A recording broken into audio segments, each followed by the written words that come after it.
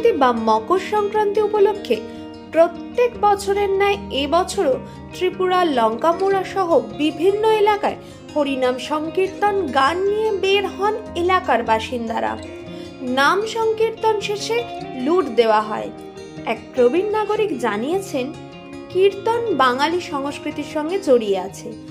আজকের আধুনিক যুগেও যাতে বাঙালির সেই চিরন্তন সংস্কৃতি হারিয়ে না যায়, সেই জন্য একে বাঁচিয়ে রাখতে পৌষ সংক্রান্তি বা মকর সংক্রান্তির দিনে হরিনাম সংকীর্তন করা হয়। হরিনাম সংকীর্তনে মানুষের অনেক পাপ দূর হয় এবং জীবনে সুখ, শান্তি ও সমৃদ্ধি আসে। আমরা মানুষ হলে জন্ম নিয়ে আমরা বয়সে আমরা এই হরিনাম কীর্তনটা আমাদের গার্জেন শুনছি। শোনা ভালো করে আমরা প্রত্যেক সংক্রান্তির দিন সব হিন্দু যারা আছে ছোটো বড়ো সবাই উৎসবটা করে। কেন করে? যে এটা মন খুললে যত পারে না করে। হরিনামের কীর্তনটা অনেক সংখ্যা বাড়ছে, আগের থেকে অনেক পরিবর্তন হয়েছে, বাড়ছেও, আরও বাড়ার আশা রাখে। কেন মানুষও বাড়তেছে, হরিনাম কীর্তনও বাড়তেছে।